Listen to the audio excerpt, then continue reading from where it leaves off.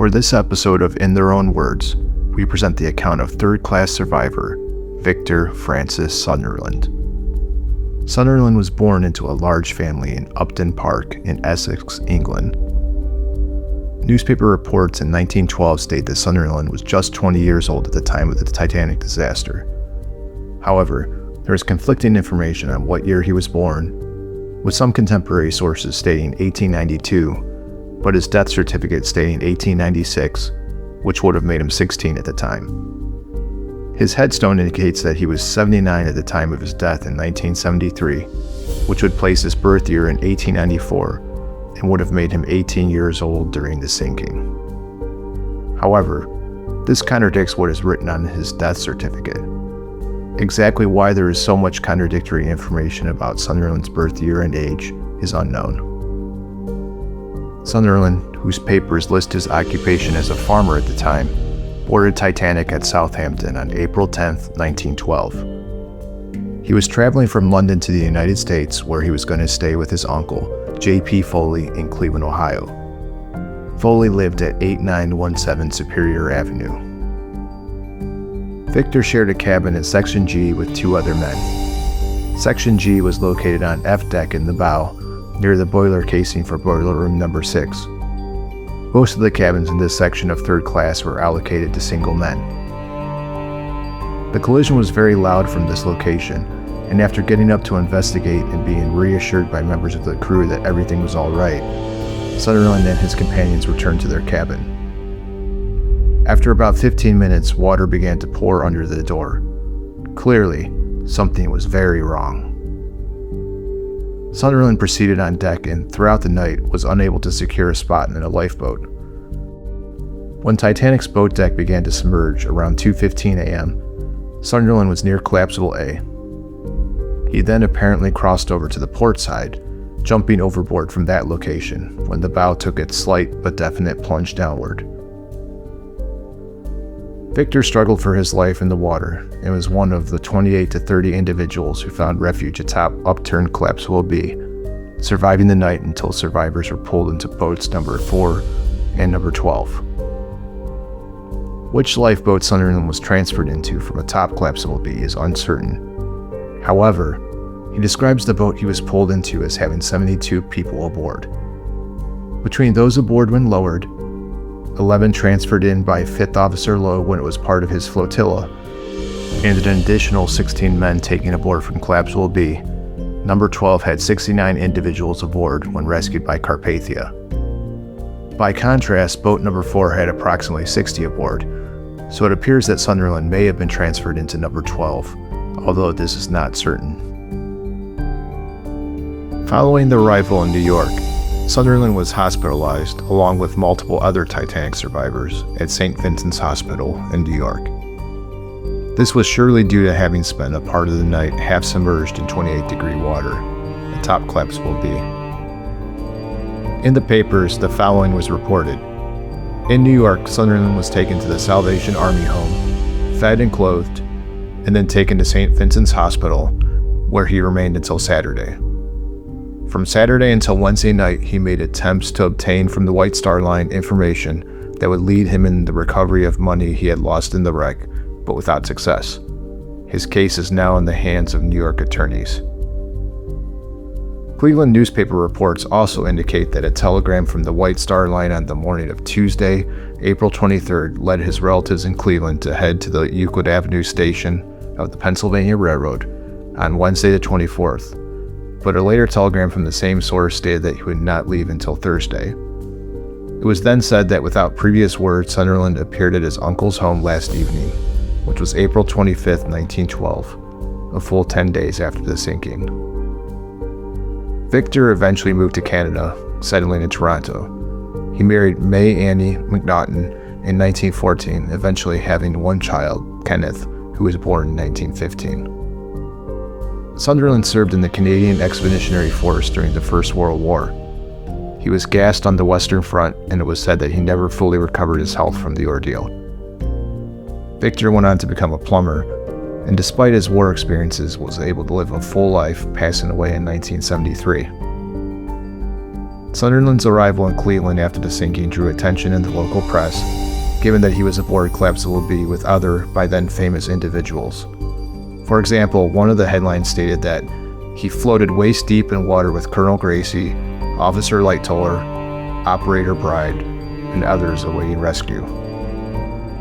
Today, Sunderland's detailed account of his ordeal is more noteworthy for how it conflicts with another famous survivor's version of events, Second Officer Charles Lightoller. Lightoller testified in both the American and British inquiries into the disaster. He denied that Titanic had broken in half when it sank. Even though more eyewitnesses in the inquiries testified that the ship broke in half when it sank than those who said it sank intact, the word of the officers carried more weight, becoming the official version at the time. Later, Lightoller's statements were proven incorrect when the wreck was discovered broken in half in 1985. In part, Sunderland's account is controversial for several reasons. First, he claimed to have seen a man shot by an officer, and second, he claimed that Second Officer Lightoller was actually present on the starboard side of the boat deck before water reached that location, helping in the attempt to free Collapsible A, which he described as a boat that stood in the blocks on the starboard side.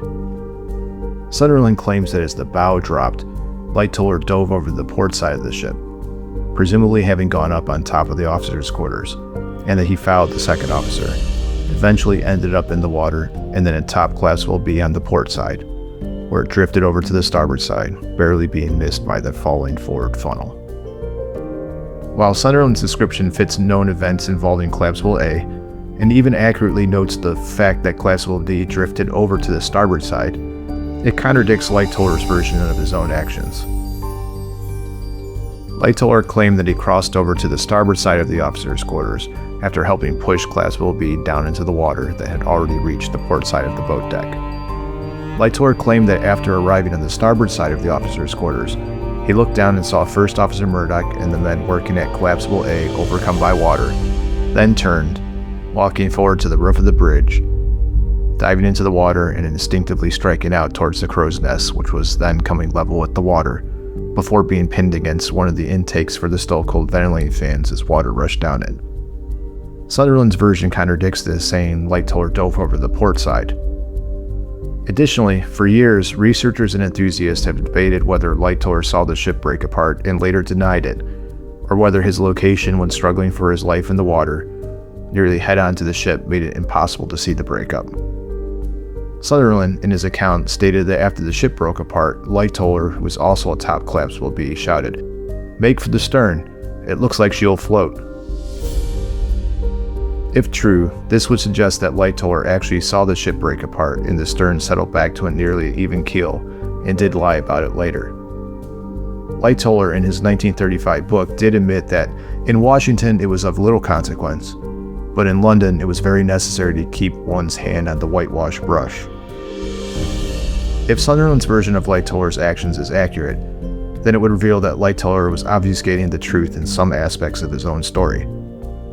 However, it is also possible that Victor's description of events was purposely or inadvertently edited by reporters, distorting his own actual words. What can be said is that Sunderland actually knew who Lightoller was, and actually claimed to have been near him and with him that night. In an article in the Titanic Commutator by researcher Don Lynch, a June 1912 letter from Sunderland to the brothers of Titanic victim Percival W. White is reproduced. Victor believed that Percival White had died aboard Collapsible B and was writing to tell what he knew. In this letter, Sunderland states that, "I believe Lightoller's reply to your letter will confirm this statement, as we were all next to each other until we were rescued." While this does not prove the accuracy of every reference to Lightoller in Sunderland's press account, it does prove that the references to the second officer were not invented by reporters out of whole cloth. Sunderland's account is even more interesting due to these controversies, but is fascinating and detailed in its own right. With no further ado, we present the story of Victor Francis Sunderland, as narrated by Dr. Rudy Newman.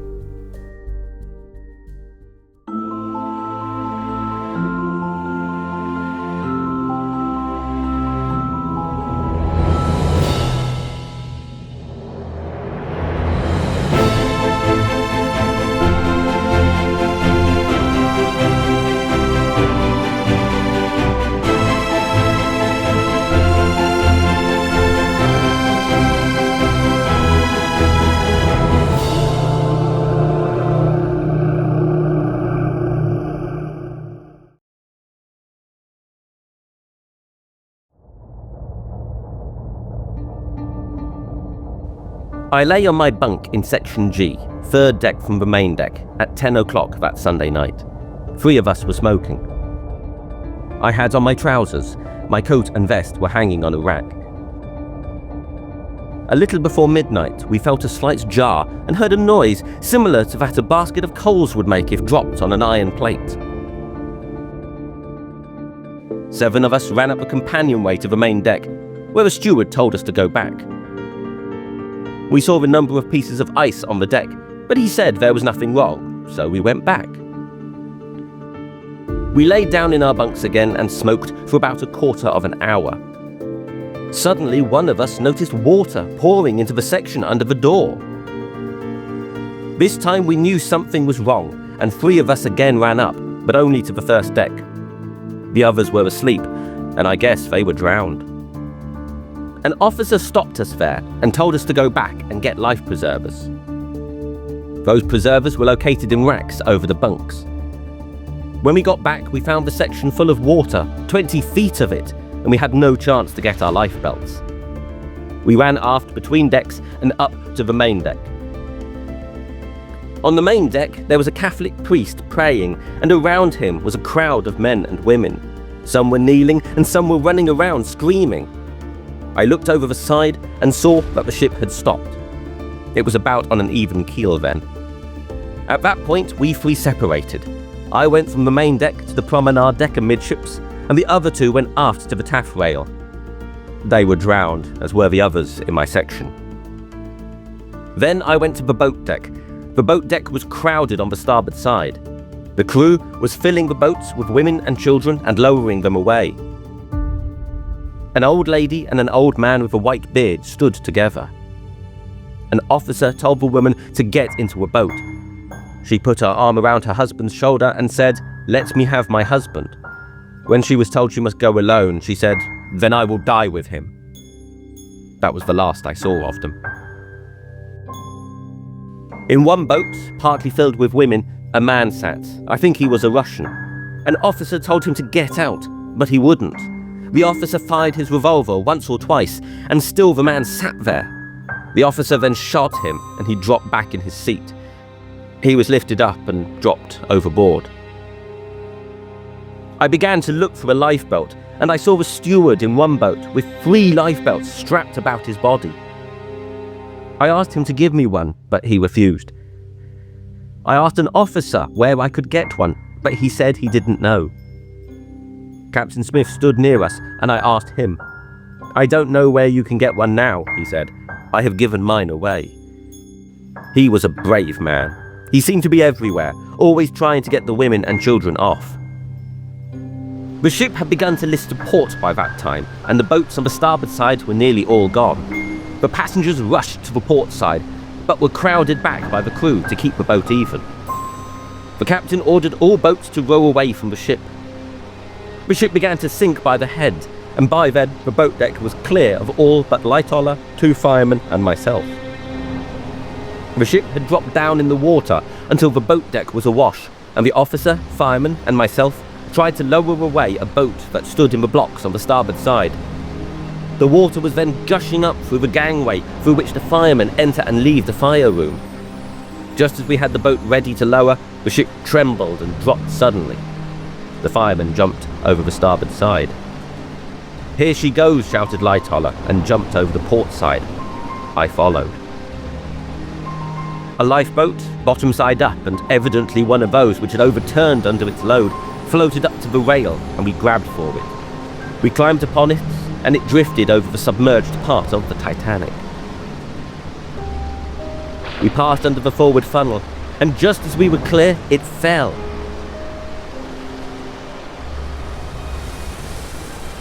At that minute, the Titanic broke in 2 just aft of the midships, and the stern stood straight in the air. "Make for the stern, it looks like she will float," Lightoller shouted. But just as he spoke, the stern plunged down.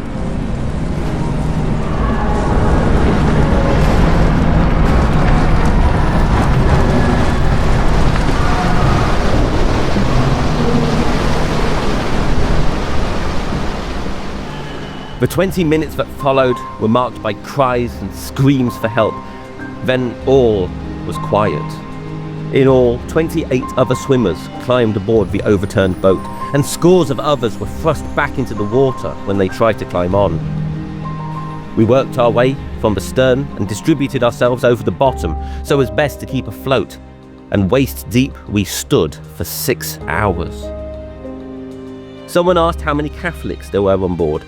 Nearly all were Catholics, and the man who spoke began to say the Lord's Prayer. Then he said the Hail Mary. We followed. About daylight, we sighted the Carpathia, and it was about that time Lightoller shouted for the other boats to pick us up. I was the 5th man to leave our boat, and I got into one rowed by women, some dressed and others half-dressed. There were 72 in our boat. We found that 2 of those on the overturned boat were dead when we were picked up, and 3 men in the boat that got us died before we reached the Carpathia.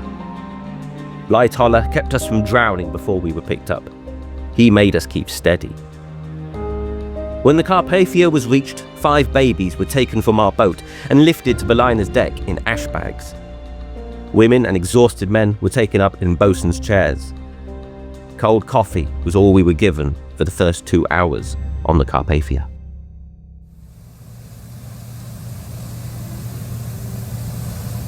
A special thank you to our supporters on Patreon, including NickyChan92, Dean McIntosh, Evan Fleming, Lucas Sidlowski, Bluebird Nut, Martin Cahill, Sam Forker, Mark Gegenheimer, Maximilian Metcalf, Rachel Warner Sanchez, and Snow Monkey.